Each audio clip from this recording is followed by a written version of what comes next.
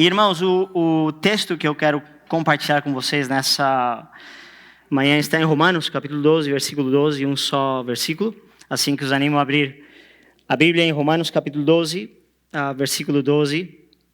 Diz assim a palavra de Deus, diz: alegrai-vos na esperança,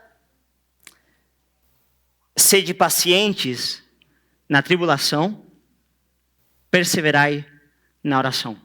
Vou ler de novo uma vez mais, só um versículo. Alegrai-vos na esperança, sede pacientes na tribulação, perseverai na oração. Como vocês veem, é um sermão, uma mensagem de 3 pontos bem simples. Não vai ser difícil de seguir. Alegrai-vos na esperança, perseverai na tribulação.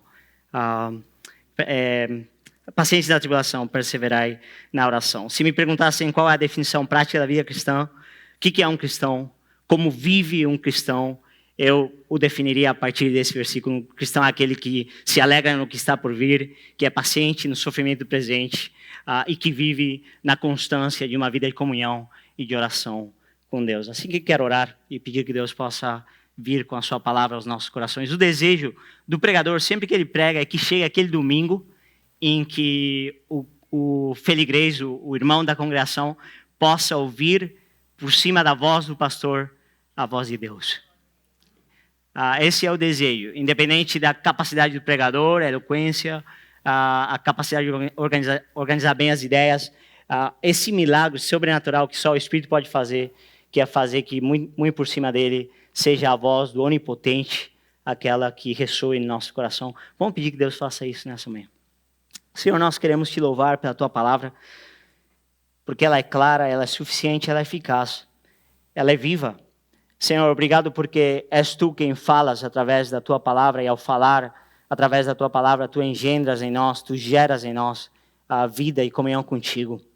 Senhor, a mesma palavra que irrompeu ao princípio para criar os céus e a terra, aquela que vem aos nossos corações para iluminá-los e dar-nos conhecimento do teu Pai na face do teu Filho. E esse é um absoluto milagre, é algo que está tão completamente fora das nossas capacidades, Pai, que nós somente podemos pedir a ti. Pedir que tu faças, pedir que o sopro do teu Santo Espírito possa vir a esse lugar nessa hora.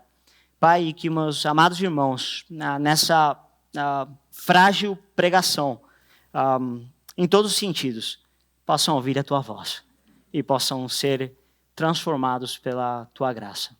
Isso que eu peço pelos meus irmãos, peço também por mim e oro em nome de Jesus. Amém. Amém, amada igreja, um pouco de contexto desse versículo da Epístola de Romanos. Esse versículo está numa seção maior da Epístola aos Romanos, na qual Paulo aplica o Evangelho a diferentes áreas da vida cristã. E é assim que deve ser. Se entendermos a obra de Jesus Cristo, se experimentarmos sua eficácia em nossos corações, ela produzirá mudanças em todas as esferas da vida. Ela nos transformará. O Evangelho é poder de Deus, não só para salvar em termos de levar-nos ao céu, mas também para transformar toda a nossa vida. Se estivermos unidos a Jesus, como os ramos estão unidos à videira, inevitavelmente vamos produzir o bom vinho de Cristo, né? Um bom vinho de La Rioja, lá da Espanha. Esse é o vinho que a nossa vida vai produzir. É assim, sempre é assim, sempre, inevitavelmente é assim. Mas essas mudanças não ocorrem de um modo mecânico ou imediato, como por força de osmose. Não, o mero anúncio do Evangelho também não é suficiente para que essas mudanças aconteçam, e isso é importante. O Evangelho deve ser aplicado por meio da instrução bíblica para que a mudança ocorra em todas as áreas da vida. E foi isso que Paulo fez e sempre fez na segunda metade das suas epístolas. Depois dele fazer uma clara exposição do Evangelho, ele toma esse Evangelho, mediante a instrução da lei de Deus, ele aplica o Evangelho a todas as áreas da vida cristã. O Evangelho é poder de Deus para aquecer o coração e dispô-lo para toda a obediência, mas depois a instrução bíblica tem que vir para que nós saibamos realmente como aplicar esse Evangelho a cada área das nossas vidas. Por isso Paulo, depois de falar do Evangelho de Cristo, ele ensina como viver segundo esse mesmo evangelho. Depois de nos falar sobre a graça de Cristo, ele sempre nos fala sobre o senhorio de Cristo. Amada igreja, eu considero que essa é uma das maiores deficiências da verdadeira igreja do nosso tempo. Aquela que prega verdadeiramente o evangelho. Vejo muitas pessoas que têm uma compreensão correta do evangelho, que tiveram experiências genuínas com Cristo, mas que mostram pouca mudança em suas vidas, em termos do caráter. Seja, você vê uma pessoa e poder ver Cristo nela. Aquilo que as palavras não podem fazer, né? Aquilo que é o perfume de Cristo que é exalado por uma vida. Ou você vê o casamento e você pode ver uma parábola da relação entre Cristo e a igreja. Ou você vê filhos que quando chegam à adolescência continuam sendo uma semente santa, uma descendência pura. Deveria ser assim. Ou a vida de lazer dessa pessoa, ela gira em torno ao evangelho, à glória de Cristo e assim por diante. É difícil ver pessoas que ponham de manifesto a beleza e adornem, como se diz isso, decorem a mensagem da salvação com o seu diário viver. Vivemos muito aquém do que Cristo nos deu, e isso não acontece sem prejuízo na vida cristã. Primeiro, para nós mesmos, que não desfrutamos de maiores medidas do gozo da nossa salvação, coisas muito maiores que Deus quer que nós, como cristãos, possamos desfrutar, mas também para o nosso testemunho, há uma grande perda. Como o mundo pode ver a Cristo em nós se as mudanças não ocorrem, na verdade? É impossível. Em vez de ver uma cidade em uma montanha alta, verão um vilarejo no vale. Em vez de ver luminares no céu escuro, vão ver estrelas cadentes que rápido desaparecem. Num mundo no qual a noite realmente é cada vez mais escura. E mais escura. Irmãos, isso precisa mudar. A igreja, ela tem que ver uma correlação clara entre a mensagem do evangelho e a vida cristã. Tem que crescer na experiência daquela salvação que ela já conheceu. Porque estou falando aqui da verdadeira igreja. Sei que há uma falsa igreja que sequer prega o evangelho e não há novo nascimento e salvação. Estou falando da igreja que prega o evangelho e há novo nascimento e salvação. Para essa igreja, estou falando, tem que haver correlação entre essa salvação e a vida que nós vivemos. E essa correlação tem que ser cada vez maior e mais vigorosa, a grau de que a nossa mensagem seja decorada com a nossa vida. Por isso, essa dicotomia, ou esse abismo que existe, precisa mudar. E isso é o que Paulo faz a partir de Romanos capítulo 12. Do 1 ao 11, proclamação do Evangelho. 12 ao 16, aplicação do Evangelho a todas as áreas da vida cristã.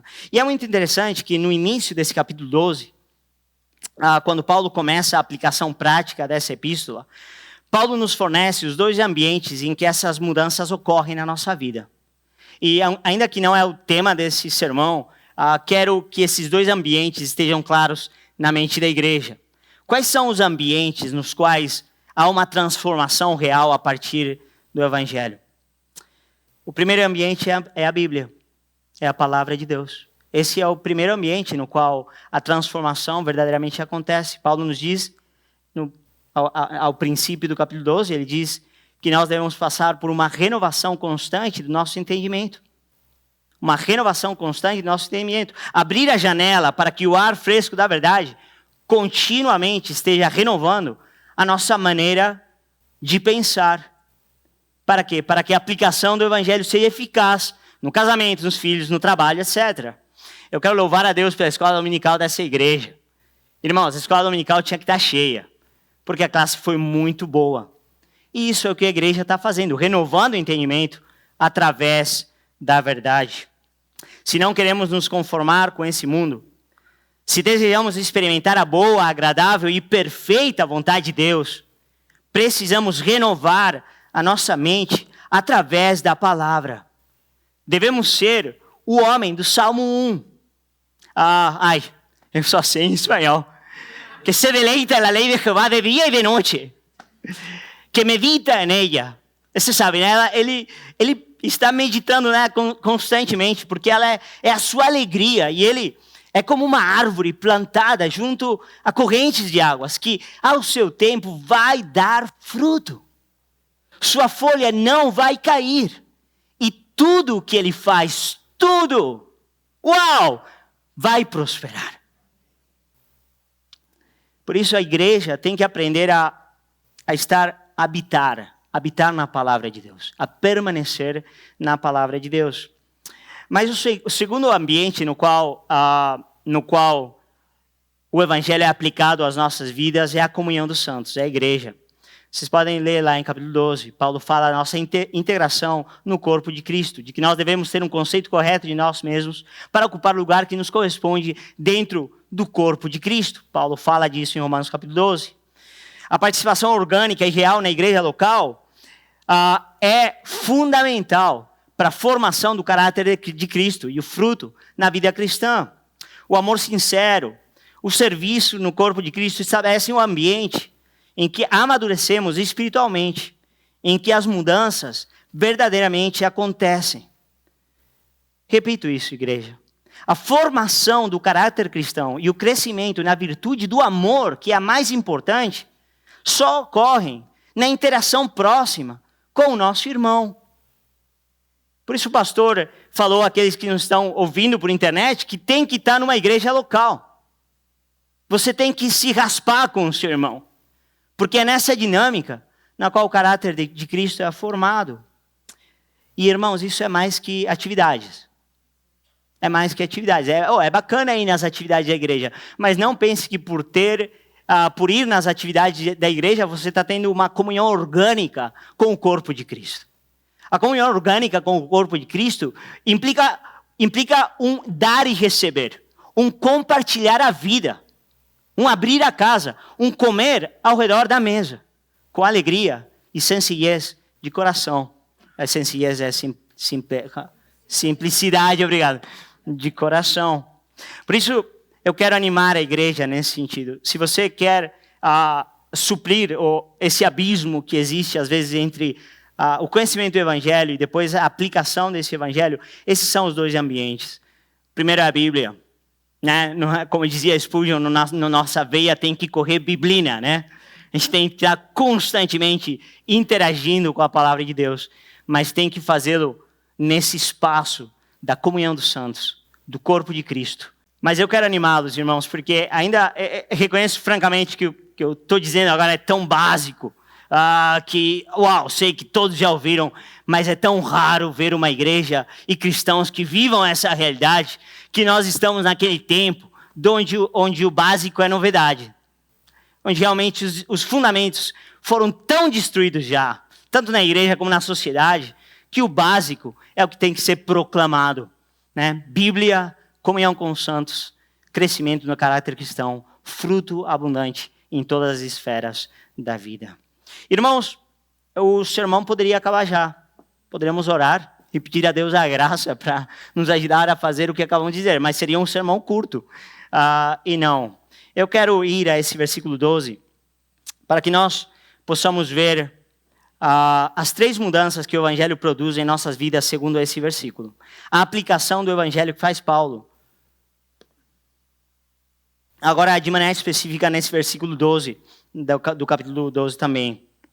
Paulo vai nos dizer que o Evangelho ele muda três coisas bem importantes na nossa vida. A primeira delas é a nossa perspectiva do futuro. Paulo fala de alegres na esperança. A segunda delas é a nossa atitude diante do sofrimento. Paulo nos diz que o Evangelho nos faz pacientes em tribulação. E, em terceiro lugar, o Evangelho muda a nossa comunhão com Deus. O Evangelho nos faz perseverantes na oração. Assim que eu quero ocupar o resto do sermão para, de maneira rápida, tocar cada um desses temas para que possam ser reais na vida de cada um de nós. Quem é o crente?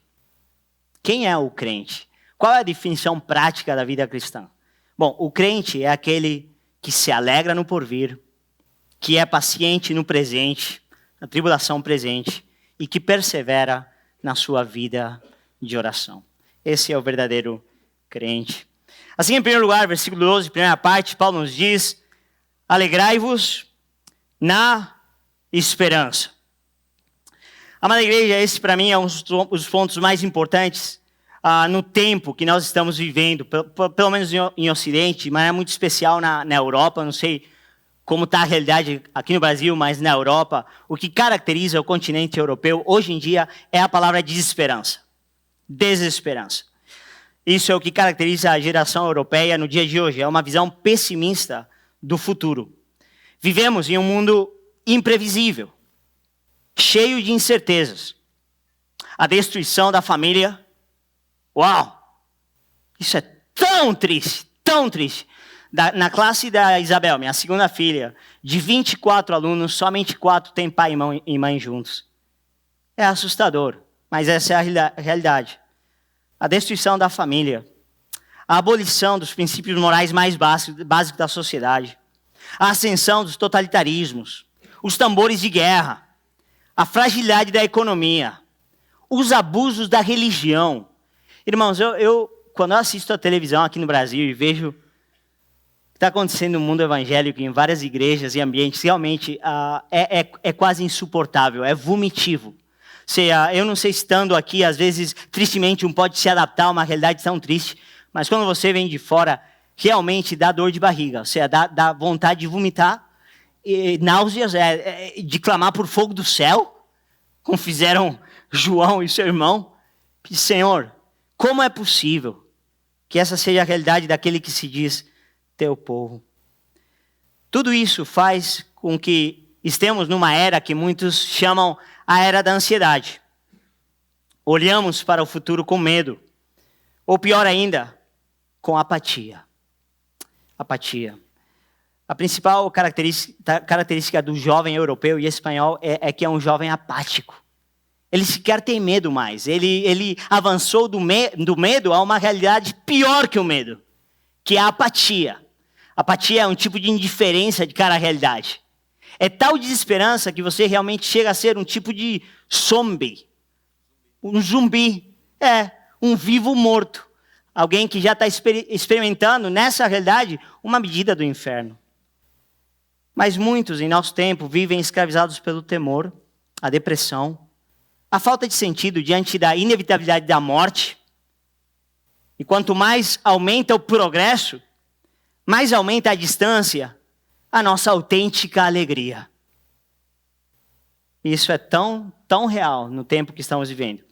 O espírito dessa época é tão forte que muitos cristãos lutam com a mesma coisa. Eu os confesso que essa é a maior luta da igreja lá na Espanha, a luta pela esperança. Às vezes eu mesmo me vejo como aqueles dois que iam caminho a Emaús. Vocês lembram deles? Era o dia mais feliz na história da humanidade e os dois avançavam cheios de tristeza e desânimo.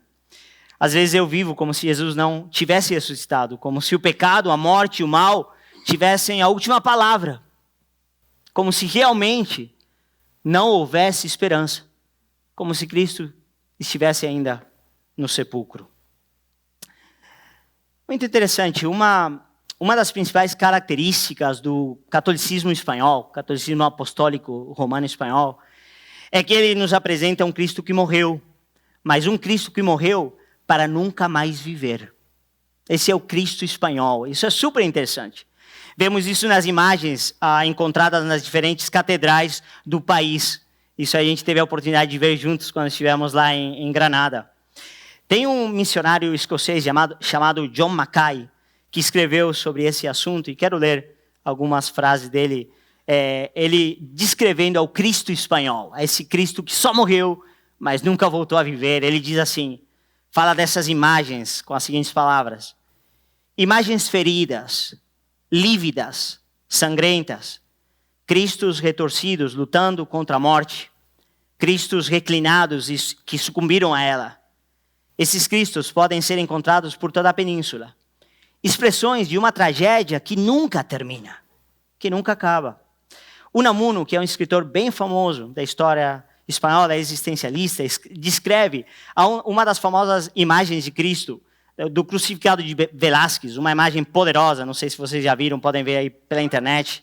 E ele diz, do crucificado de Velázquez, ele diz o seguinte: é a encarnação da própria morte.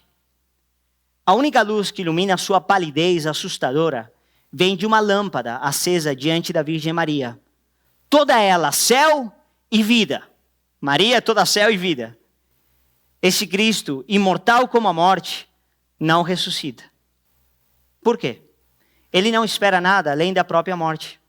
Porque este Cristo da minha terra, diz o Unamuno, este Cristo da minha terra é terra, terra, terra. Que escuridão, não é verdade? Ele acaba com um tipo de agonia da alma, dizendo: e tu, Cristo do céu, redime-nos do Cristo da terra. Essa é a desesperança do coração do espanhol, e queria compartilhar um pouco para vocês ela. Mas em sua resposta a essa visão sombria de Cristo, Paulo, em 1 Coríntios capítulo 15, versículos 20 ao 26, ele diz o seguinte, ele diz: mas na realidade, Cristo foi ressuscitado dentre os mortos. Bendito seja o nome do Senhor. Mas na realidade, Cristo foi ressuscitado dentre os mortos, sendo ele as primícias dos que dormem.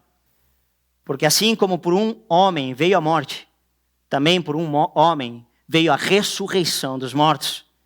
Pois como em Adão todos morrem, do mesmo modo em Cristo todos serão vivificados. Cada um, porém, na sua ordem. Cristo, as primícias, os primeiros frutos. Depois, os que são de Cristo na sua vinda. Então virá o fim, quando ele entregar o reino a Deus o Pai. Quando houver destruído todo domínio e toda autoridade e todo poder. Pois é necessário que ele reine até que haja posto todos os inimigos debaixo dos seus pés. Ora, o último inimigo a ser destruído é a morte. Versículo 54 segue dizendo Paulo: mas quando isto que é corruptível se revestir de incorruptibilidade, e isto que é mortal se revestir da imortalidade, então se cumprirá a palavra que está escrita: tragada foi a morte na vitória. Tragada foi a morte na vitória. Onde está a morte, a tua vitória? Onde está a morte, o teu aguilhão? O aguilhão da morte é o pecado, e a força do pecado é a lei.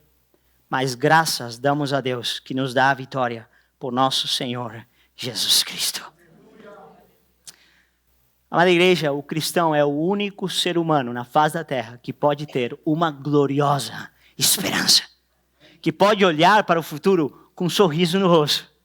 Sempre dizendo: o melhor ainda está por vir.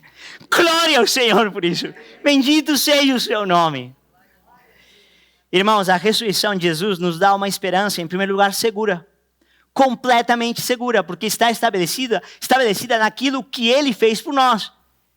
E não por aquilo que nós fazemos por Deus.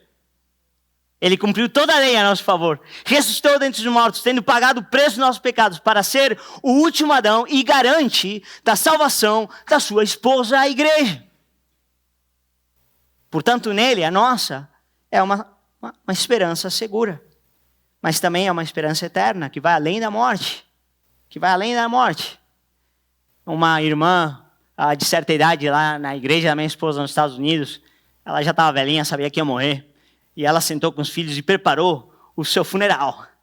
Falou: eu quero que vocês toquem essa música, essa e essa. E nada de estar chorando não, hein? É dia de louvor e adoração. Chamou o pastor Richard da igreja presbiteriana e falou: eu quero que você pregue esse sermão, esse versículo. Porque vai ter muita gente nova que não conhece a Cristo e é um dia de proclamar o evangelho. Irmãos, que incrível, não é verdade?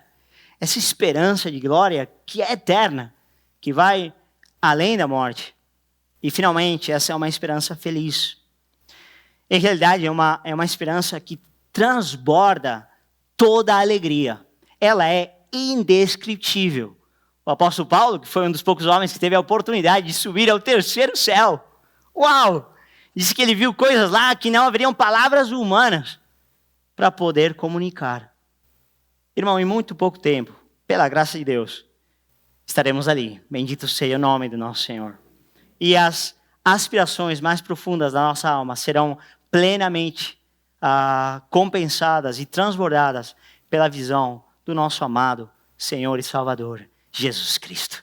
Quando eu ouvi a oração do pastor hoje, eu falei, graças, Senhor, obrigado, Senhor, porque é isso mesmo que vai acontecer. Davi acaba o Salmo 16, no versículo 11, dizendo, tu me farás conhecer a vereda da vida. Na tua presença há plenitude de alegria. A tua mão direita há delícias para sempre. Glória ao Senhor por isso. Irmãos, a partir dessa esperança, nós podemos trabalhar duro, já no presente, sabendo que nosso trabalho em Deus não é em vão, até o último dia. Para o cristão, não há aposentadoria. Ele não se aposenta, porque ele sempre tem um dia a mais para servir ao Cordeiro Jesus. Essa esperança faz com que nos purifiquemos a cada dia, porque vamos ser como Ele é um dia, quando o vejamos. Essa esperança faz com que possamos perder desse lado da eternidade o que mais amamos, porque sabemos que o melhor ainda está por vir.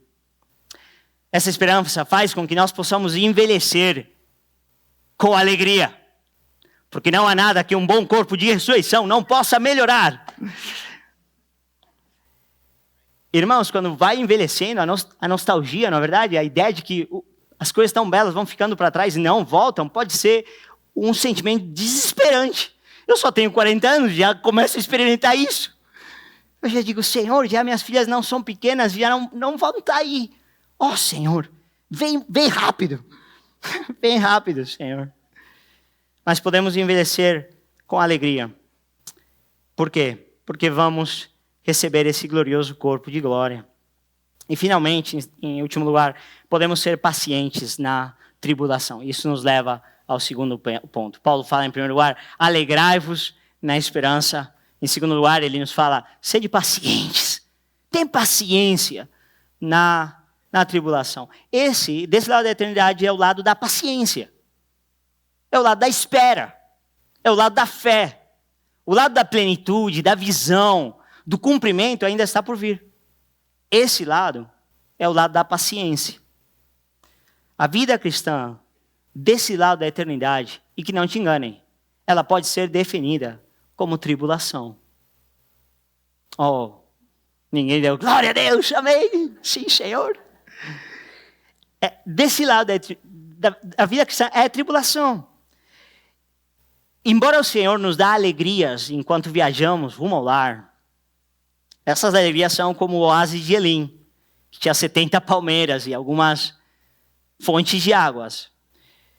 Eles duram um tempo e apontam ao porvir. Mas enquanto estamos desse lado da eternidade, a jornada pelo deserto continua. As visitações do Espírito Santo vêm com pequenas gotas que nos lembram tudo o que está pela frente. Mas depois elas nos relembram de que, desse lado, continua a espera. Continua o tempo da paciência. Desse lado da eternidade, nenhum verdadeiro cristão está privado da cruz do discípulo, de padecer por Cristo, da luta feroz contra o pecado que a cada dia milita e combate nos nossos corações. Irmãos, isso nos leva, às vezes, até a gemer, não é verdade? Você acorda de manhã e fala, pecado sem vergonha, outro dia comigo. Quando será o dia quando eu possa acordar e já não estejas aí, mas hoje eu tenho que te matar, tenho que lutar contigo, tenho que te levar à cruz e dar morte uma vez mais.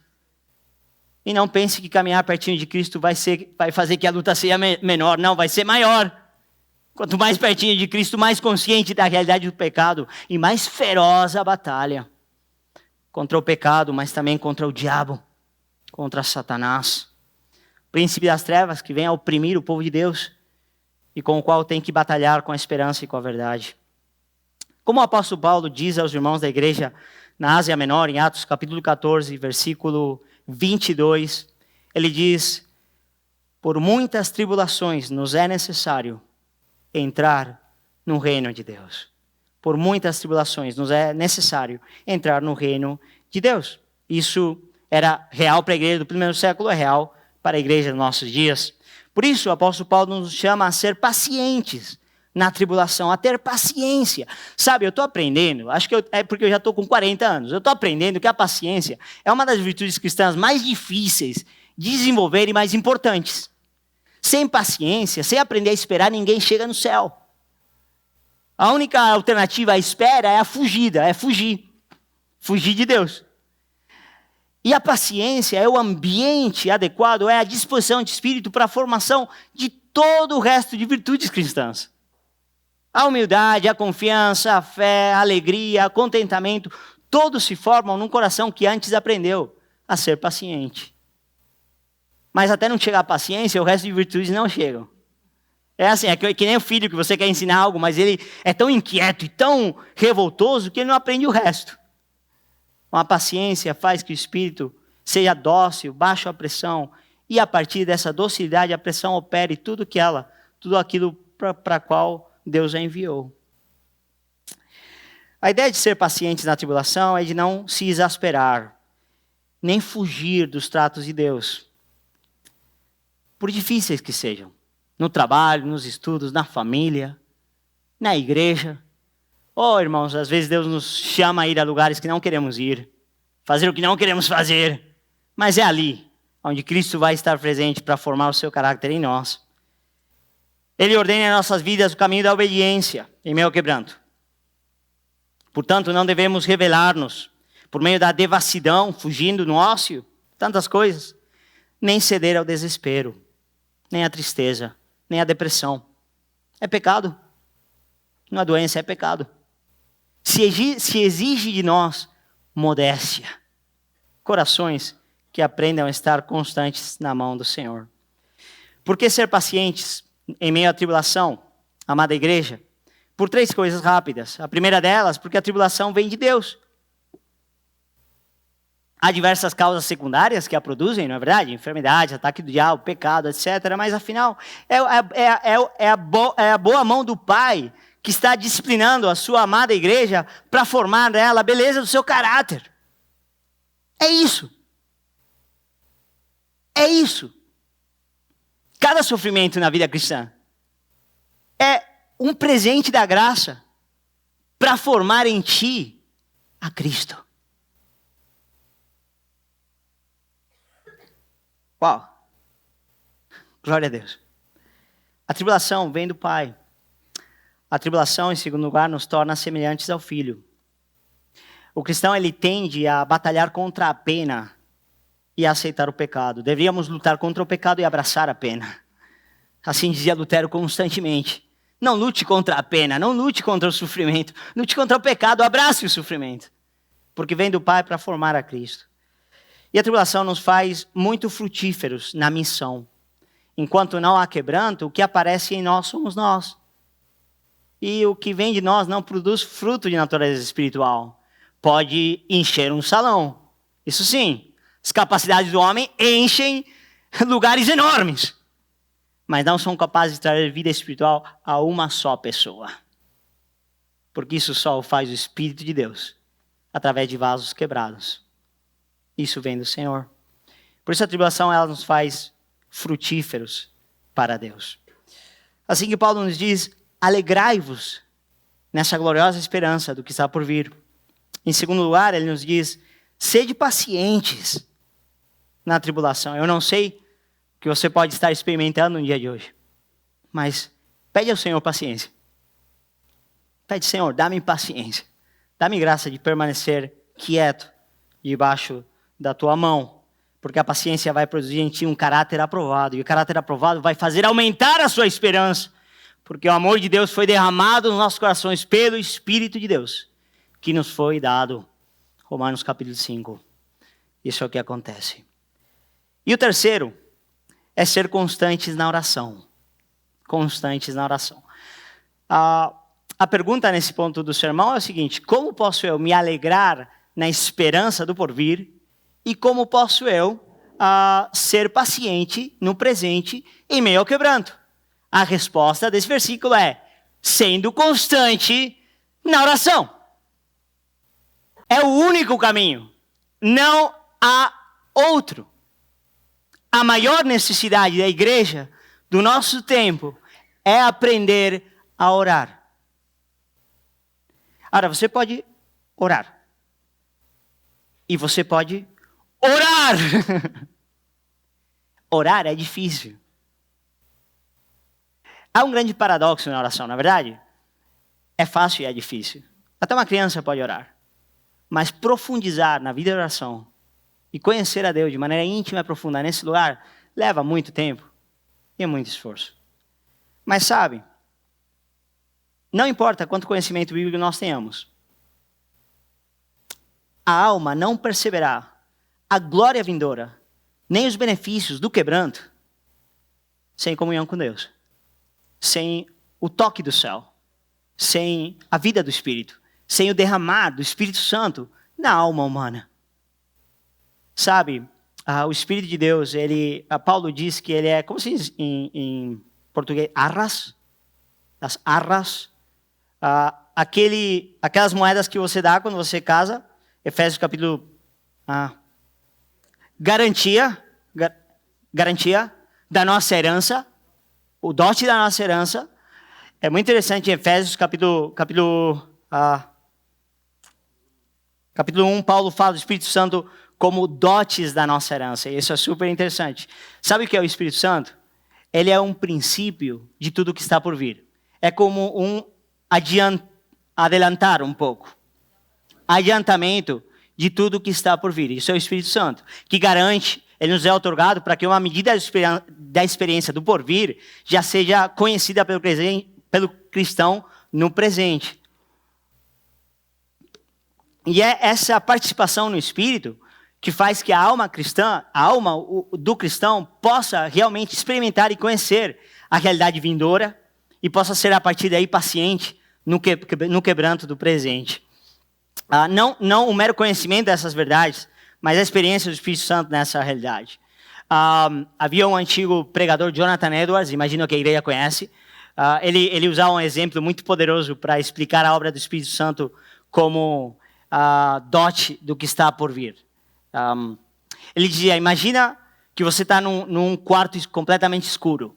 As janelas estão fechadas, a porta está fechada, está tudo escuro, e você sempre viveu naquele lugar. E eu venho de fora, entro e começo a te dizer, lá fora o sol está brilhando. A brisa tem um perfume maravilhoso das flores, tem borboletas. E eu começo a te contar tudo que está lá fora, né? E você tenta imaginar, mas você nunca viu. E você faz todo o seu esforço por dizer, puxa, é verdade, deve ser algo fascinante, mas não chega a ser relevante na sua vida, porque é difícil ver aquilo. Mas você imagina que eu tenho a capacidade de abrir um pouquinho da janela, só um pouco, e abrir um pouco assim, aqui não tem persiana, né? Tem persiana, né? A persiana, e entra um pouquinho de sol, e abre um pouco da janela, e algo desse vento entra. E de repente você não só está me ouvindo falar, mas algo, um pouco dessa luz e desse vento começa a entrar. E você começa a dizer, não, peraí, eu não só sei o que você está me falando, eu conheço essa realidade, a minha alma sabe do que você está falando. Essa é a obra do Espírito Santo. E essa é a obra que nós precisamos pedir em oração. O apóstolo Paulo diz, sede cheios do Espírito Santo. Então nós somos constantes na oração. É verdade, para pôr os nossos pedidos diante de Deus, Filipenses capítulo 4, versículo 6, para agradecer por tudo que Ele faz, como fizemos hoje, mas também de maneira muito especial, para dizer a Ele, vem Espírito de vida e enche-me. Vem Espírito de vida e enche-me. Quando isso acontece, amada igreja, então nós somos fortalecidos para alegrar-nos na esperança e para ser pacientes na tribulação. Que o Senhor possa pôr essa palavra no coração da sua igreja. Vou acabar com uma oração. Senhor, nós queremos te louvar pela tua palavra, porque ela é viva e eficaz. Senhor, eu sei que quando tu falas, tu não só transmites informação, tu crias em nós aquilo que de nós demandas. Tu fazes a tua obra. Tu operas a tua palavra em nós. Por isso eu quero pedir, Pai, num mundo tão escuro, num mundo, Senhor, caracterizado pela desesperança, pelo temor, pela depressão, pela ansiedade, que tu renoves a esperança da ressurreição no coração da tua igreja.